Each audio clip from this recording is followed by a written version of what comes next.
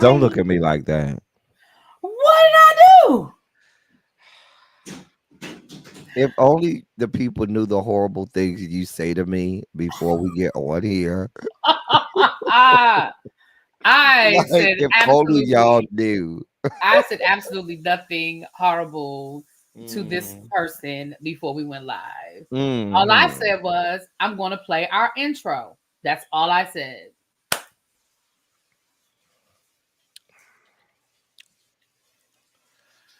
Did I say something different? Tell me if I said something else. Can we get to the news of the day, ma'am? Okay. Hi, See how she everybody do me, coming y'all. in. Hope everyone is doing well. We're gonna do the last article we'll do. We're gonna be talking about our new vice president nominee that Kamala Harris named on yesterday. We're gonna talk about his stance on education. If you want a full breakdown on the pick, you guys can check out El Teddy's panel from last night that he did with Cams. Red, white, and black, I believe it's called. Red, blue, and black. Red, blue, and black. My apologies. Red, blue, and Mm-hmm. black. It's a new panel he'll be doing throughout the campaign season. So you guys make sure y'all check that out. But we'll be focusing on his stance on education. We'll get into that. But we'll talk a little bit about what's going on with this voucher situation. Oh, these vouchers. Vouchers. We'll stay there. We have a strict timeline today. So with that being said, let's jump into our first. Is there anything you wanted to say to the people other than lying to them about how Oh mean I am? God. Hello, people. How are you? Thank you for being here. Yeah. We're not gonna listen to you and your foolery, ma'am.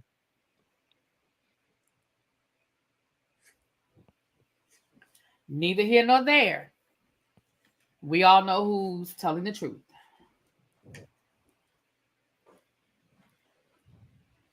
Moving on.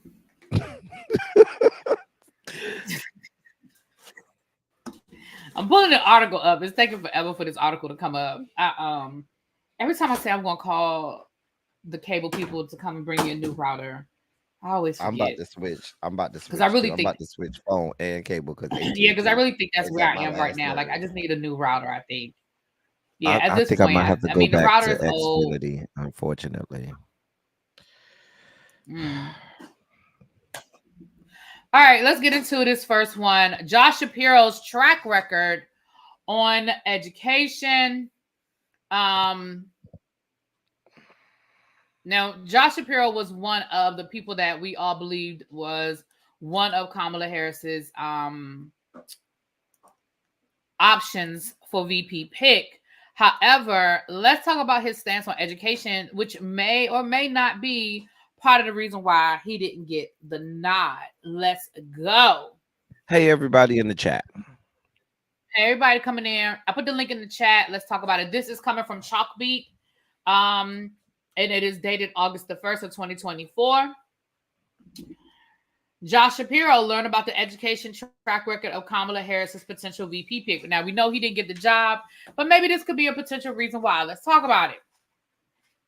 All of the vice presidential candidates reportedly under consideration by the Democratic presidential frontrunner Kamala Harris.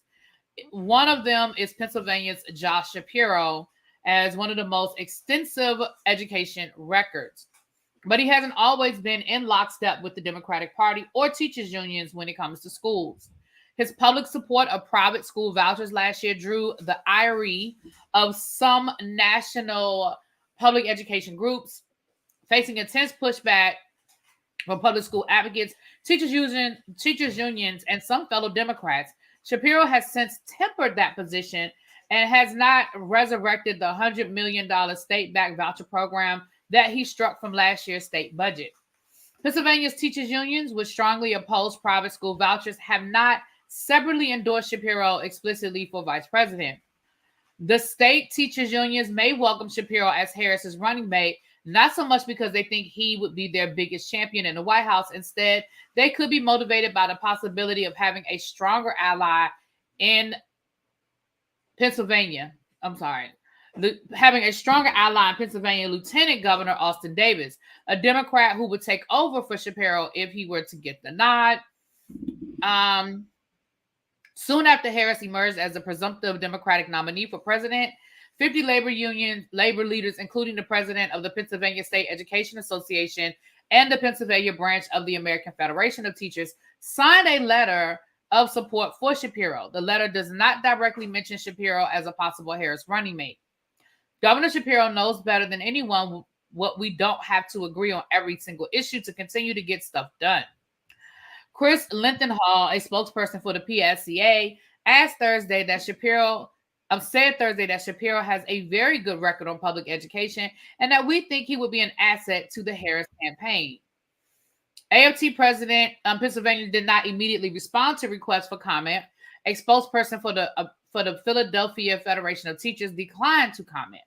Separately, Shapiro's effort for Israel and strong disapproval of pro-Palestinian university campus protests has also made him a target of progressives, some of whom claim that choosing Shapiro could divide Democrats. His supporters in Pennsylvania say that Shapiro is a measured politician who's able to course correct when he gets new information. He's been far more amiable to suggestions that I think most people would ever give him credit for. He's very good at taking in new information. He's very good at looking at data. He's very good at taking a step back to look for a bigger picture, says State Representative Peter Schweier, a Democrat and chair of the House Education Committee, referring to working with Shapiro on education policy. Shapiro was elected governor in 2022 after previously serving as the state's attorney general since 2017 and as a state representative. And then it just goes on to talk about him and all of that. Here's what we know about Shapiro's education record in Pennsylvania. Shapiro, who attended a private Jewish day school and sent his kids to one as well, originally proposed a $100 million private school voucher program in his budget last year in coordination with state Republicans. After intense pushback from the teachers' unions, public education advocacy groups, and Democrats, he ultimately vetoed the proposal and did not take up the issue again in earnest this year. So he vetoed his own proposal? Wow, okay. In his second budget, he didn't bring it up. He didn't put it in his budget address and is never seriously on the table this year, Swire said. But Shapiro's willingness to champion vouchers at all, a position shared by some Philadelphia Democrats, did not go over well on the national stage. During a visit to Philadelphia last year, U.S. Secretary of Education Miguel Cardona underscored National Democrats' views when he said he was totally against vouchers if he were to become a Democratic vice president nominee. It's likely that Shapiro would face pressure to express such opposition to vouchers. In a letter from late July, a group of national public education advocacy organizations wrote that Shapiro's support for vouchers amounts to him supporting education policies mirroring Project 2025. Ooh. Referring to the presidential transition plan proposed by conservative group Heritage Foundation. But Democrats and public school supporters aren't alone in their criticism of Shapiro's track record on private school choice. Vouchers and school choice in general are core parts of the Republican education platform. Pennsylvania GOP members said they felt stung by Shapiro's initial commitment to the program last year, only for him to subsequently veto the program in the budget. Still, some education advocates who disagree with Shapiro's support for vouchers are still backing him. Swire, who said he's proudly one of the most anti-voucher legislators in Pennsylvania, threw his support behind Shapiro and defended his education record on social media. Swire said, what we've done in education, I will argue, is more transformative and more impressive than fixing a bridge in 12 days, referring to Shapiro's nationally lauded success overseeing the rebuilding of a section of Interstate 95. Despite nixing a private school voucher program, Shapiro has pumped more funding into Pennsylvania's tax credit program that supports school choice, the Opportunity Scholarship Tax Credit, and Educational Improvement Tax Credit. Both give tax breaks to businesses that donate to organizations that provide private school scholarships to students. Excuse me. Shapiro condemned students' pro Palestinian protests, along with his support for vouchers, and most of the national criticism aimed at Shapiro has come from progressive Democrats, young voters, and pro Palestinian advocates who say his vocal support for Israel would divide the Democratic Party. Shapiro, who is Jewish, has been a staunch supporter of Israel and has taken a hardline stance on university campus protests and encampments at the University of Pennsylvania. He called on the university to disband the encampment and to restore order and safety on campus. He also called former University of Pennsylvania President Liz Miguel's testimony to Congress about campus anti Semitism as absolutely shameful. He also called former University of Pennsylvania President, oh, I just read that. However, Shapiro has strongly condemned Israeli Prime Minister Benjamin Netanyahu, calling him one of the worst leaders of all time. Public school funding got a boost from Shapiro. Faced with a court mandate to reform the way Pennsylvania funds its public schools, Shapiro has called for increasing basic school funding by more than $1 billion in each of the last two state budgets he and lawmakers negotiated. The results of 2 years of budgets under Governor Shapiro were almost $2 billion of new funding in schools and millions more for other kinds of support for public schools, despite Republican attempts to curb funding. However, Shapiro and state lawmakers also failed to deliver a long-term plan to move the state towards fully funding public schools. The same budget legislation that admits the scope of the Commonwealth's constitutional shortfall still leaves 90% of that hole to be filled by some undefined date in the future, or not at all. The Education Law Center and Public Earnest Law Center said in a joint statement after the budget signing. Shapiro turned to teacher pipeline to address shortages. Persistent teacher shortages have plagued Pennsylvania as well as the rest of the country. Shapiro's administration has made an effort to grow the teacher pipeline through educator advocates have said he could have done more. In the most recent budget, Shapiro signed allocated $1.4 million in funding for districts and universities to engage students interested in working with students with disabilities. In Philadelphia, the hardest to staff teacher positions have been in special education. The budget Shapiro signed also added $20 million more for student teacher stipends, though the demand outweighed the allocation. Last year, a trend that's expected to continue to provide every student teacher in the state with such a stipend would cost roughly $75 million annually. The most recent budget created a pathway for non-U.S. citizens to become teachers. Public education advocates have also celebrated Shapiro's ability to secure universal free breakfast for all students. In addition, he secured money for much needed school construction and renovation, the new Solar for Schools energy program, and millions more for career and technical education. Okay. The more I read this article, or you read this article, I should say, the more what stands out to me is he's not steadfast on anything. Like he'll throw something out there, and when he gets pushed back from the Democratic Party, he'll say, "Oh no, I didn't mean that. Let me go in the complete opposite direction." And my issue is, I'm more inclined to think his first thought is really how he felt and what he wanted to do. But being a politician, he's jostling whichever way the wind blows. And if the prevailing, notion is we don't stand for that, then he'll back up off of it. And so that doesn't, some might see that as a plus that he's willing to change, but I feel like inherently you're on the wrong side of the fence with a lot of things. Otherwise, you wouldn't have to keep changing over and over and over and over. And so, for example, yesterday he spoke and he was awesome in his speaking. But more than you being able to speak, when the rubber hits the pavement, what is actually being done? What are your actual policies? And to me, it sounds like his actual policies that he really or how he really feels on these issues are not in line with the left. I'm just going to be honest. It's not in line with the left. So I'm going to agree with you as well. I'm very leery of people who will change their stance so easily with just a little bit of pressure.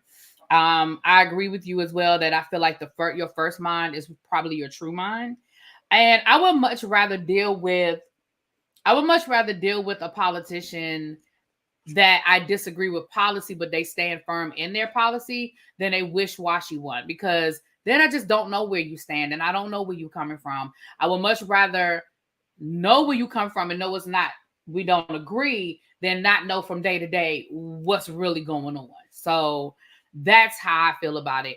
As far as the voucher program, I'm gonna put a pin in that for a second. One of the things in that article that I found interesting was that they talked about how he improved funding for schools, but the article says it was after he was told he had to. So again, did you put more money in your budget because you thought it was the right thing to do, or did you put more money in your budget because you were basically, you got a tap on your shoulder and they say, excuse me, hey, this isn't sufficient, you have to do better. So again, when it comes to education and it comes to what these states are doing, are you doing it because it's the right thing to do, or are you doing it because you were told you had to, or there was going to be a consequence? So yeah, I find would Shapiro have one been of the the worst things decision? one of the things that glared out to me was him saying that he's approving first they're paying for student teachers, meaning people still in college, to give them Mhm. stipends to come and teach in the public schools, which to me is no better than Teach for America, but that's a whole nother, we won't get into that argument. And then them saying that they're approving non-US citizens or people to come into the country and become teachers, which to me speaks to the denigration of not and let me start a preface by saying I think that there are very competent teachers across the globe in other countries. However, what I'm saying is the optics of it is that we look like some third world countries or some second world countries or even some other first world countries that ship American teachers over there because of their shortages and their pitfalls that they have in their own education system. And we've always touted how great allegedly we are, and now we are no better than the people who we profess to be better than. Bless you. Yeah, and again, although I understand it's very important to create a pipeline so that you have a constant flux of talent coming into the schools. But again, my question is, I didn't read anything in that article about retention. I didn't read anything in that article about improving teacher salaries and resources and training to keep the teachers that you already have. Because I think, and this is across the board, but we're speaking specifically about education. But I think one of the biggest problems that I have when we start talking about teacher shortages and what are we going to do, I don't think people are paying enough attention to why teachers are leaving the field. Why are teachers leaving in the numbers that they're leaving? And what would it take to make a teacher reconsider and stay? And contrary to popular belief, it's not always about the money. It's not. Nobody went into education to become rich. So, yes, everybody would like to make more money, let's be clear. But I don't think anybody was under a misconception that you were going to become a millionaire going into the public school system. You know what I'm saying? So, yes, do teachers want to make more money? Absolutely. But is that a determining factor? And I just don't think we're putting enough energy into figuring out why teachers are leaving and what we need to do to keep them. Yeah, it's great to create a pipeline, and I'm with you. Looking outside of our own college system and university system to find that pipeline is a little concerning, to be nice about it. But again, why are we not trying to keep what we already have? Am I crazy? The other No, thing you're I not found crazy. interesting in that article was when basically at the beginning of the article when they were like, so basically it sounds like they're willing to keep they were willing to endorse Shapiro so they could get the next in line because they thought Because that the everybody next was in like, line yeah, pick they were like, Shapiro. you Yeah, can take him. oh, he's You go ahead. great. He's great. He's great. That was funny. I was like, They're yeah, like, he would yeah, be he's great as a vice great. president. He would be perfect. Awesome. Because we want the person behind him. We want that Right. person. Just go ahead and get him out the way. You sure, Kamala? You sure you don't want to rethink this? Because, hey, Exactly. That's what I found to be waiting. absolutely hilarious. Okay. But yeah, I mean, we know that Shapiro did not get the job, but the question is, how much do you think? So let me ask you this question because I know you did a whole breakdown yesterday. How much do you think these stances played in? Do you think it was a big, do you think it was like a hair decision, like it was close and those were the things that sort of tipped the scale? Or do you think that was a bigger concern? I think that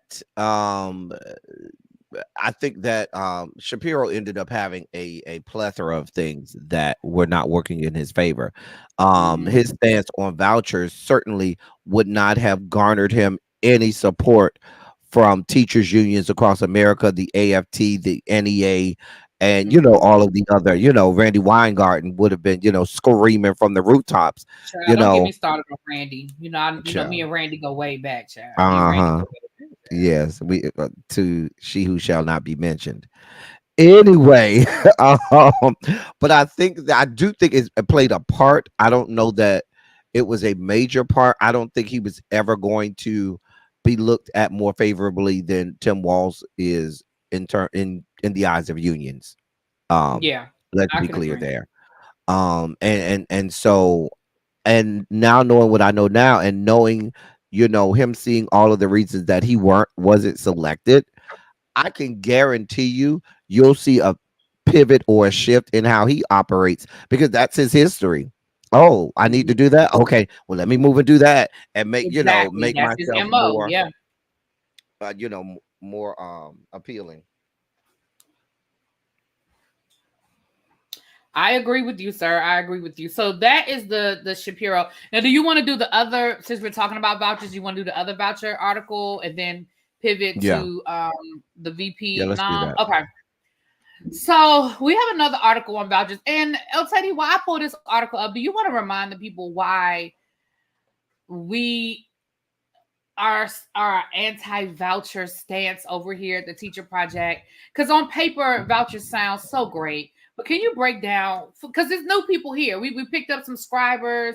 There are new people here. There are people who are like, wait a minute, my child got a voucher. What's the problem? Can you break it down for the people while we pull this article up?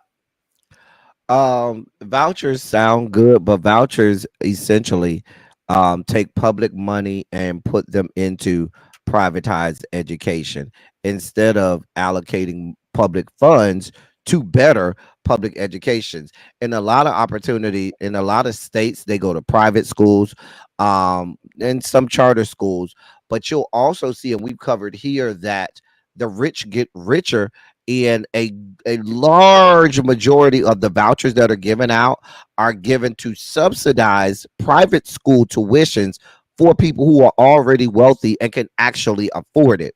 And those people who actually need the vouchers, they'll sprinkle out a few of them out there so as to make it look good and to be able to say that, oh, we help these low income families get vouchers, but the lion's share of what they're giving out isn't going to low income families. It's also not helping the public education system, and it further exacerbates and proliferates the conservatives' efforts to totally do away with public education. And we know when we shift from public education to privatized education, then we're really going to go into indoctrination of children. You think it's bad right now in public schools with them taking out black history and them being able to teach things that may or may not be true. In private schools, that is, it's the wild wild west over there. I mean, it's all they can do whatever they want. They don't have all of the scrutiny. They don't have all of the accreditations. They do have to get accredited, let's be clear, but some of the things that public schools have to do and maintain to keep accreditations or to certify diplomas and things, private schools don't have to do. Right. Okay, so Texas, our our second favorite states to talk about. This article is coming out of Texas. It is coming from the 74. It is dated the Texas Tribune, excuse me. It is dated August 6th of 2024. So I'm gonna read through this, you guys. Most Texas adults support school vouchers, a new survey finds. Most Texas adults agree with arguments against school vouchers, but in the end, they still would support legislation that makes such programs available to all families in the state, according to a new survey released Monday. The University of Houston and Texas Southern University survey asked 2,257 adults about their opinion on school voucher programs that let families use taxpayer dollars to pay for their child's private schooling. An education savings account, a form of vouchers that state leaders like Greg Abbott have advocated for since last year. The survey also asked respondents whether they agree with some of the most common arguments made against and in favor of vouchers. Proponents argue vouchers give families more choices to pick the school that is best for their children, while opponents worry they divert money away from already struggling public schools. When they weighed the pros and the cons of vouchers, respondents came down on the side of being pro-voucher, said Mark Jones, a professor at Rice University and one of the report's authors. Black adults in particular were more likely to agree with arguments made against school vouchers while still supporting such programs, Jones said. 70% of Black adults support creating school voucher programs that all Texas families have access to, and 72% supported school voucher legislation that would only benefit low-income families. Black adults were also the most likely to agree with arguments against school voucher legislation, like vouchers ESAs funnel money away, from already struggling public schools, and vouchers ESAs provide funding to private schools and individuals with only limited accountability for how the funds are used. I think it has to do in part with a growing share of African Americans who look at their public schools and believe that their public schools are failing them, and don't believe that without some type of change, like the adoption of vouchers, that situation is going to change anytime soon, Jones said. People who identified as Republicans were much more likely to support legislation that would create a voucher program for all families in Texas, and less likely to support a proposal only for low-income families, and the survey found. Meanwhile, Democrats were more likely to support a voucher program just for low-income families, while Democrats were the least supportive of a voucher program for all families. The survey didn't find a significant difference in support for vouchers between respondents in rural, suburban, and urban parts of the state. Vouchers were Abbott's top legislative priority last year. Proposals for an education savings account program ultimately blocked by a coalition of Texas House Democrats and rural Republicans who have traditionally opposed vouchers. During this year's primary elections, Abbott campaigned heavily against Republican incumbents who voted against vouchers, unseating several. Abbott has said that Texas House has now enough votes to pass a voucher program during next year's legislative session. And there's a disclosure, so let me read that very quickly. Rice University, Texas Southern University, Barbara Jordan McKinney Leland School of Public Affairs, and University of Houston have been financial supporters of the Texas Tribune, a nonprofit bipartisan news organization that is funded in part by donations from members, foundations, and corporate sponsors. Financial supporters play no role in the Tribune's journalism. Find a complete list of them, and then they give you the link. So I just wanted to let you know that don't come back later and say, oh, we get money from these people, so that's why we're saying what we're saying, but we're reporting the facts. That's what they said. And if you want to look at the data, the breakdown data is included in the article, and the link is in the chat. For those that may be listening to the replay or listening on our podcast, once again, this article was fully published in the Texas Tribune. The Texas Tribune, dated August the 6th, 2024. So if you want to see the actual data breakdown from the survey, it is all inclusive in there. What you have? What say you, sir? What say you? I'll be real quick on this one. Because some people may find it alarming that black people were the ones that were most supportive of vouchers, but so many of us are, I have to say, ill informed and are willing to just fall for whatever people tell them and not really do their own research. Because what happens is this: they will sell you on, oh yeah, your schools are failing, your schools are so awful, and we can give you money to go to these other schools, negating the fact that the same people telling you how horrible your schools are the are the reason why your schools are that horrible. They're the exact reason why your schools are so horrible. And if you notice, Governor Hot Wheels will not support a voucher program that only helps low income families, because it's not about low income families. It is about putting more money into the hands and pockets of rich white people. We're just going to be brutally honest. This is nothing to do with helping low income people. So they're selling it to black people like, oh yes, you can get this money and you can get sent to this school to get your child a better education. Meanwhile, they're doing everything they can to defund the current school that your child is in to make it look awful, all the while selling you that you can get this voucher that you probably won't end up getting, because they're going to have so many provisos or so many, requirements and things like that, and make it so cumbersome that you don't get it anyway, which is what they want. This is all for them. And the fact that our people sit there and believe the hype and fall for what these people tell them, it's sad. It's truly sad. So I'm going to piggyback on what you said, and I'm gonna add a little bit more sauce to it. And like you said, you know, black folk, y'all not gonna like what I'm getting ready to say. So I want you to hear, I want you to listen with your ears and not your emotions. Okay. Here's the problem, and here's why, in my opinion, in my humble opinion, why so many black people do support vouchers. It's the same reason why so many black people supported charter schools, right? Yes, they are uninformed, but it goes back to the systematic um that mentality of breaking down that our schools are not as good as their schools, and they fooled us into thinking that in order for our kids to get the best education, that our kids had to be had to be indoctrinated into their schools. See, the problem with separate but equal was never the separate part. The problem with separate but equal was that it was never equal, right?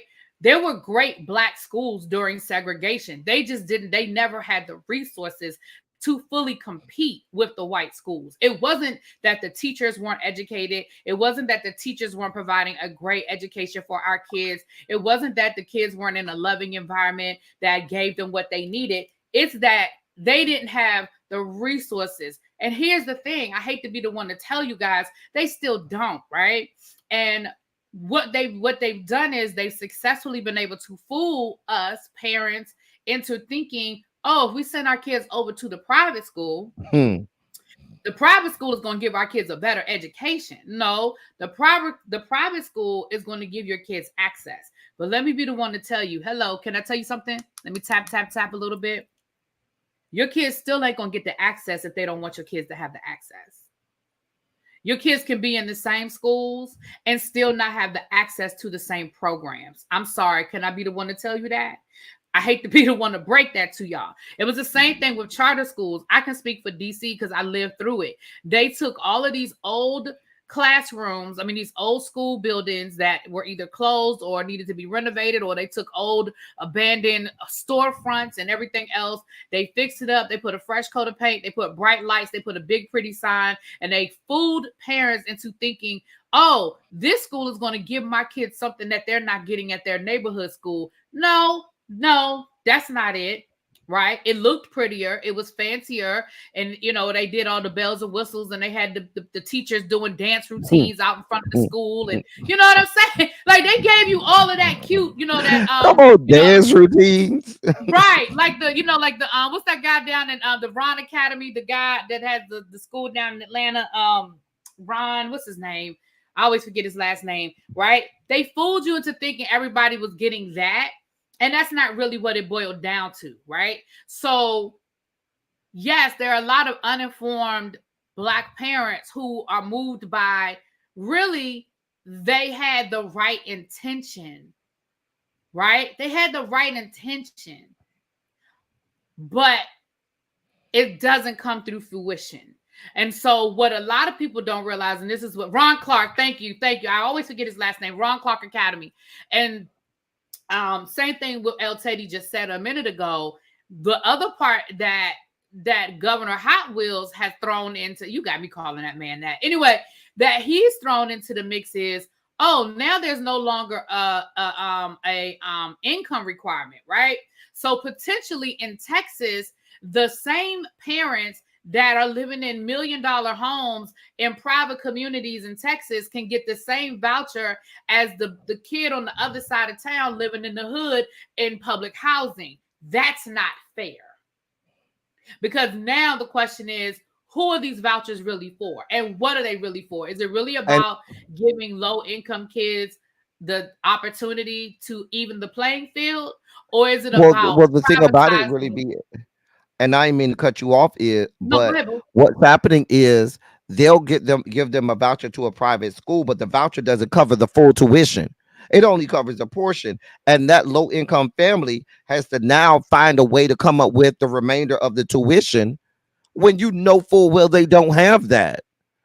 And whereas you giving it to the rich people, and those rich people are using it just to subsidize and have more money in their pockets to go on another family vacation or buy a new.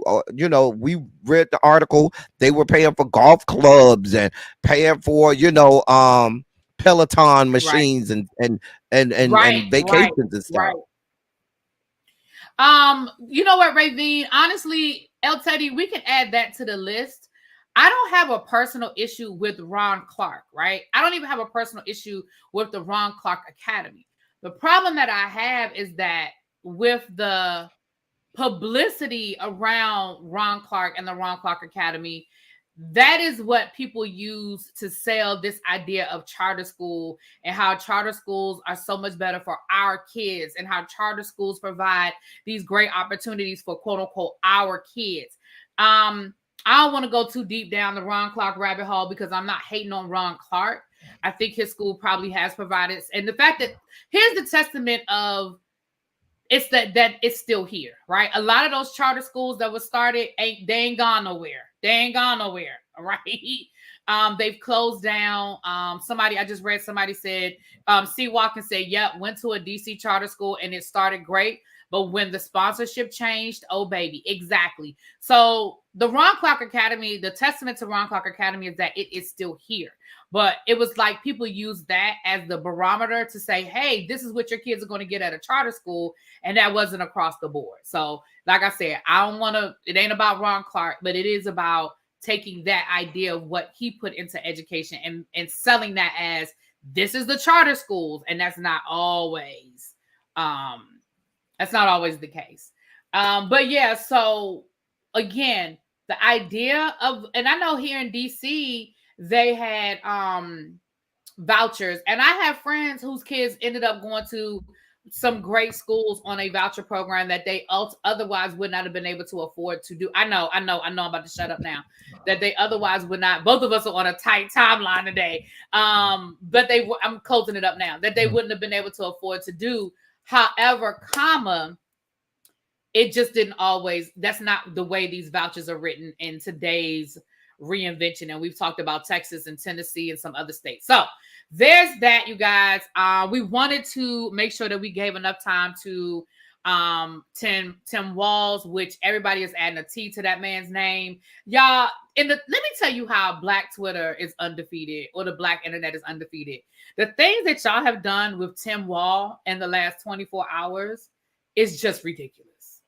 El Teddy, have you seen all of the TikToks and memes and tweets about Tim Walz?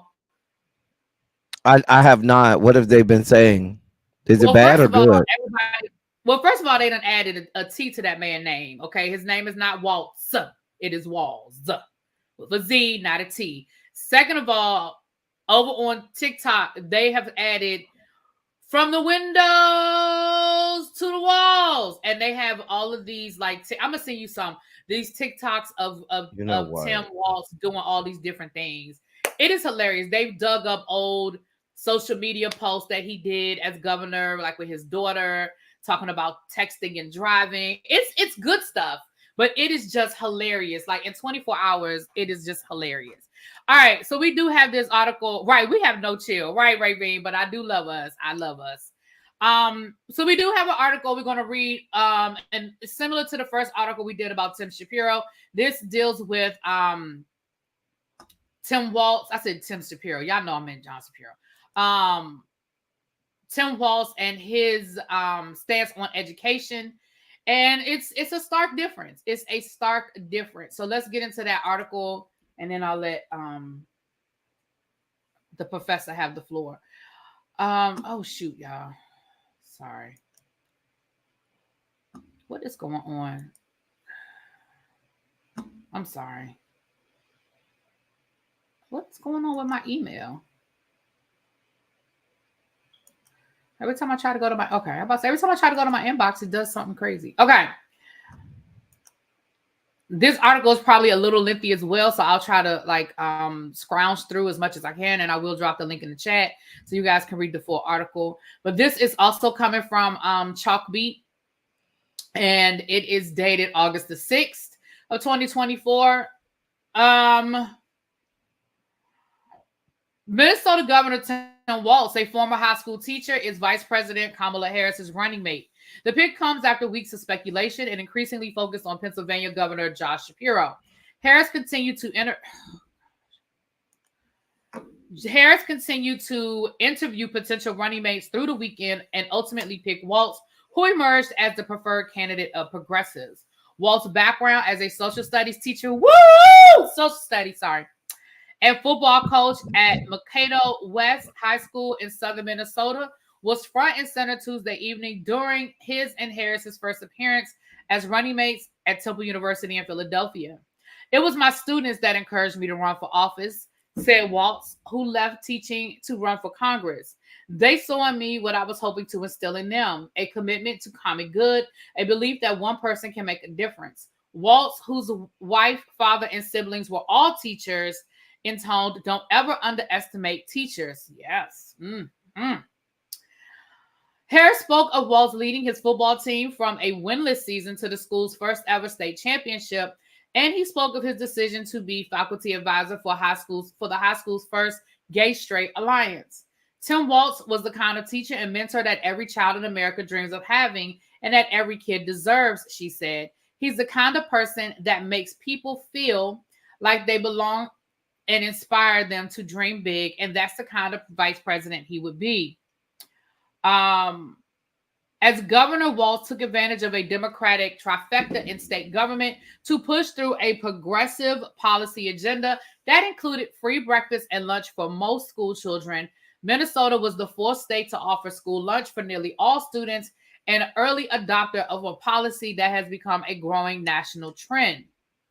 The budget he signed in 2023 included a major funding boost for Minnesota schools and a $1,750 per child annual tax credit that aimed to reduce childhood poverty.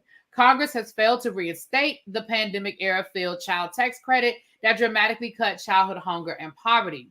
Walz also signed a free college tuition program for Minnesota families earning less than $80,000 a year. That program provided last dollar scholarships.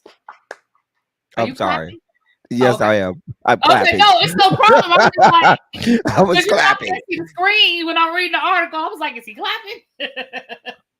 That program provided last dollar scholarships that closed gaps between students' financial aid packages and the actual cost of attendance, which, and this is me adding my asterisk, which cuts down on students having to take out these predatory student loans so that 20 years later, they're not trying to get them forgiven for people like myself. Okay.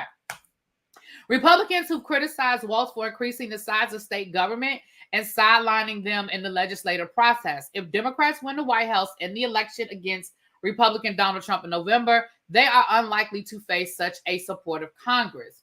While speculation circled around Shapiro for weeks, The Pennsylvania governor drew criticism. We already read about that. They're going to talk about his views. We just talked about that. Shapiro enthusiastically threw his support behind Harris and Walz Thursday evening, saying he was going to be working my tail off to get them elected. That was a quote. It's easy to feel uneasy and it's easy to get down, he said in a speech that touched on his Jewish faith and leaned into fears about a second Trump administration. Let me tell you something, America.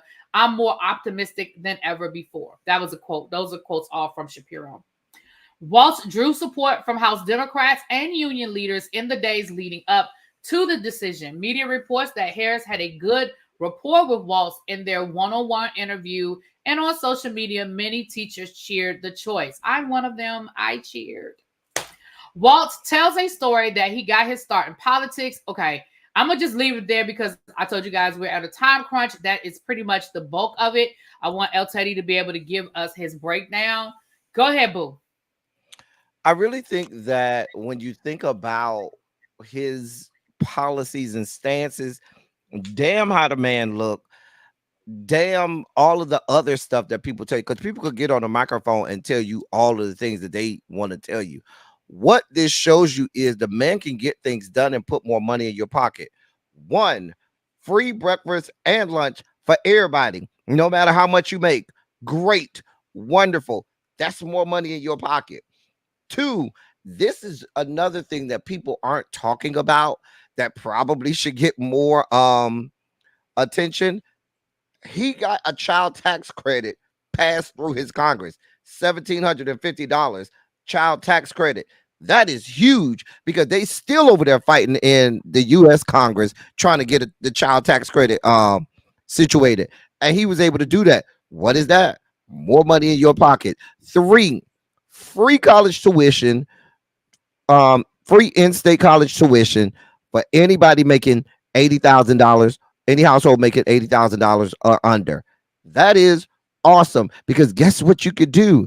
You could have that child go to a school nearby, stay at home. That way they don't have to pay for dorm and stuff like that, and their tuition is free, and they could get them a job. You know what I'm saying? So these are real things that put money in your pocket. What's funny to me was somebody asked him on Twitter, about his appearance and him being balding, and he says, "Well, I worked the lunchroom shift. I manned and supervised the lunchroom for 20 years in a high school. It'll change you, trust me." And so I was like, Oh, yeah. yeah, because most of us teachers are not volunteering to be, do lunchroom supervision. Now it helps that he's, the football coach. And so, football coaches tend to be able to, do a little more than some of the average teachers could do in Now, that terms was of rock, paper, discipline. scissors right there. Ain't nobody trying to go in the lunchroom. That is rock, paper, scissors. What? I mean, you got somebody who got it from the dirt. You know what I'm saying? The man is from the soil, and the man is not just one to go talk the talk, but looking at what he's done for education in his state has go, and the fact that he's out of the classroom. So the way he look, and he's not like a Miguel Cardona who we talked about when he got picked, only spent like 3 years in the classroom and then was in administration. The man was in the classroom. He wasn't in administration. He was in the classroom. He was coaching. And so the we know man he's had an advocate. And we know he's an advocate to the LGBTQ community as well.